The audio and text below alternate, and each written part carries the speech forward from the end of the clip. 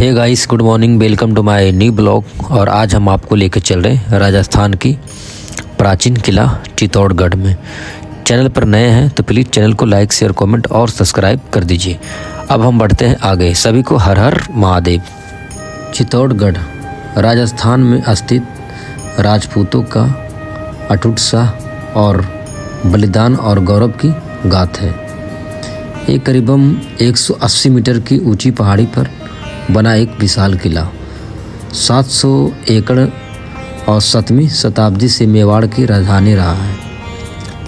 यह रानी पद्मावती के जौहर अलाउद्दीन खिलजी के हमले की एक ऐतिहासिक कहानी है।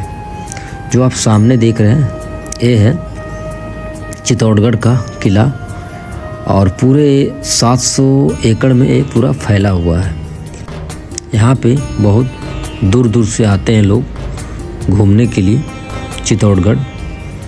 चित्तौड़गढ़ गौशाली ऐतिहासिक के मुख्य माना जाता है यह जगह को। और चलिए अभी हम चलते हैं गौमुख कुंड।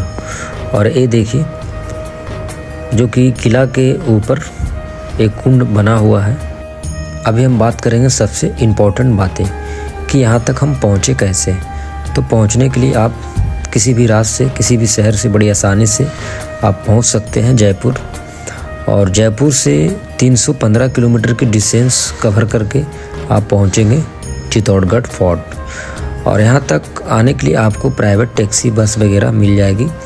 और 5 से 6 घंटा का सफ़र करके आप पहुंच जाओगे चित्तौड़गढ़। चित्तौड़गढ़ में अगर हम बात करें घूमने के लिए तो यहाँ पर बहुत सारे महल आपको घूमने के लिए यहाँ पे है। जैसे में चित्तौड़गढ़ फोर्ट, ये पूरा घूमने के लिए कम से कम 1 से 2 दिन चाहिए। यहाँ पे रानी पद्मावती की स्टोरी बहुत ज़्यादा आपको देखने को मिलेगा। तो चलिए अभी हम चलते हैं उसी पॉइंट पे जहाँ से रानी पद्मावती की स्टोरी शुरू हुई थी। तो सबसे पहले हम जानेंगे चित्तौड़गढ़ किले की ऐतिहासिक।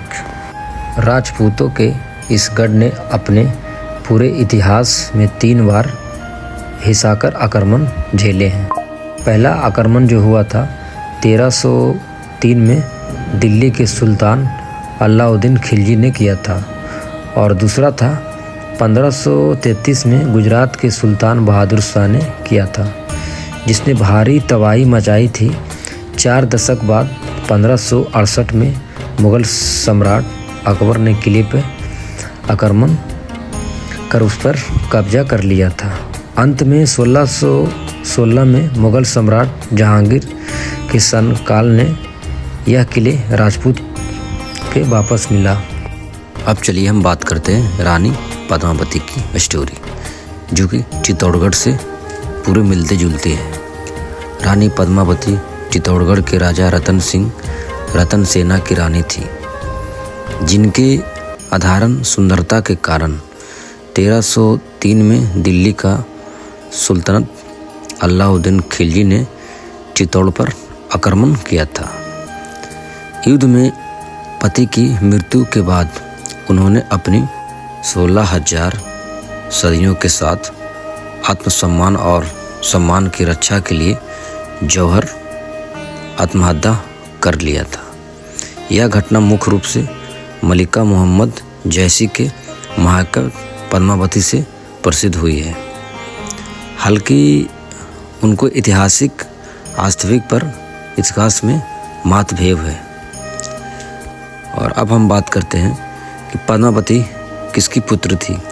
पद्मावती सिंह ने द्वीप श्रीलंका के राजा गदवर सेना की पुत्र थी, जो अपनी सुंदरता के लिए विख्यात थी। और चित्तौड़ के राजा रतन सिंह के साथ उनका विवाह हुआ था। और खिलजी का जो आक्रमण हुआ था इस किला पे, जब चित्तौड़ की एक अपमानित दरबारी राघव चेतन ने पद्मावती के रूप में वर्णन अलाउद्दीन खिलजी से किया, तो खिलजी ने उन्हें पाने के लिए चित्तौड़ पर हमला कर दिया था। जौहर अपनी पवित्रता और सम्मान की रक्षा के लिए रानी पद्मावती ने अपने 16,000 दासियों क्षेत्रियों के साथ जलते हुए कुंड जौहर कुंड में कूदकर आत्मदाह कर लिया था ताकि वो खिल्जी के हाथ न लगे।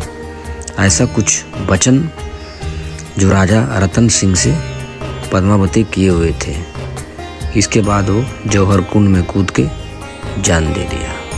अब हम बात करते हैं जब खिल्जी ने चित्तौड़गढ़ पर चढ़ाई की थी।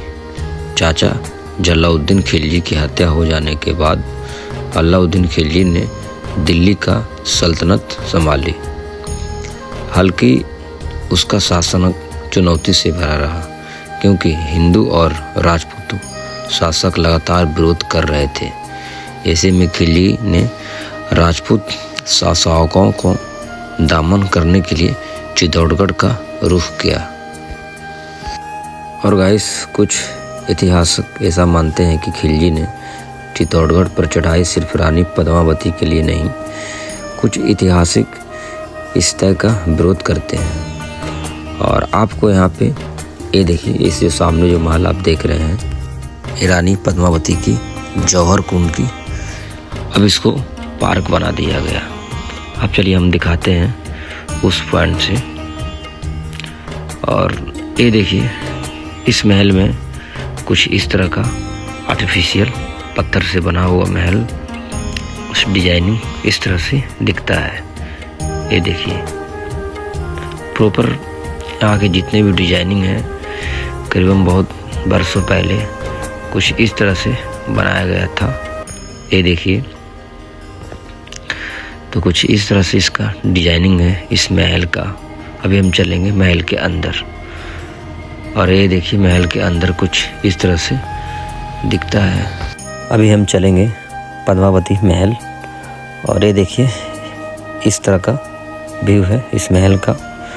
और ठीक बगल में पानी के बीच में बना हुआ है पद्मावती का महल, जहाँ महारानी पद्मावती रहती थी, अपने दासियों के साथ इसी महल में रहती थी। और ये देखिए फ़िलहाल कुछ इस तरह का व्यू है। और जो सामने जो देख रहे हैं वही है पद्मावती का महल।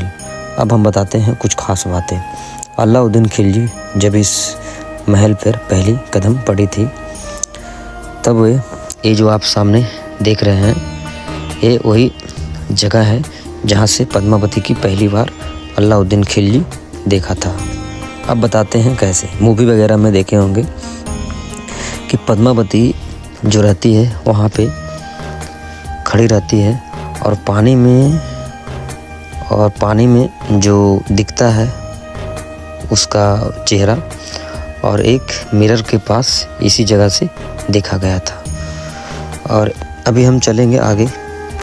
राजा रतन सिंह का महल जो आप सामने देख रहे हैं। जब राजा रतन सिंह ने किया युद्ध का ऐलान, समय बीतता जा रहा था, किले के अंदर रसद कम हो गए थे।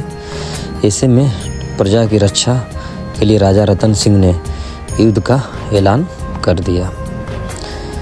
भीषण युद्ध हुआ।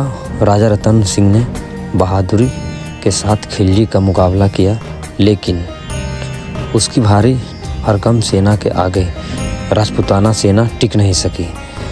ऐतिहासिक साकारों के मुताबिक अलाउद्दीन खिलजी किले में दाखिल होते हैं, उससे पहले ही रानी पद्मावती ने हजारों सैनिकों के साथ जौहर कर लिया था।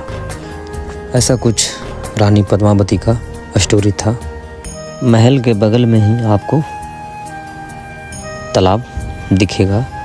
और ये देखिए सामने जो आप देख रहे हैं, ये है राजा रतन सिंह का महल। और चलिए अब हम आगे बात करते हैं। और ये है मेन गेट था जहाँ से राजा रतन सिंह एंट्री करते थे। इसके ऊपर में बहुत सारे सेना भी रहती थी खड़ी हुई। और अभी हम उस पॉइंट पे आ चुके हैं जहाँ से अलाउद्दीन खिलजी ने अपना डेरा डाला था। सामने जो आप पहाड़ का व्यू देख रहे हैं और ये खाली पड़ा जो जगह, वहीं पे अलाउद्दीन खिलजी ने अपना डेरा लगाया था और यहीं से युद्ध शुरू हुआ था। तो चलिए आज तक बस इतना ही, और फिर मिलते हैं नेक्स्ट ब्लॉग में। जब तक के लिए चैनल पर अगर आप लोग नए हैं तो प्लीज़ चैनल को लाइक, शेयर, कमेंट और सब्सक्राइब कर दीजिए।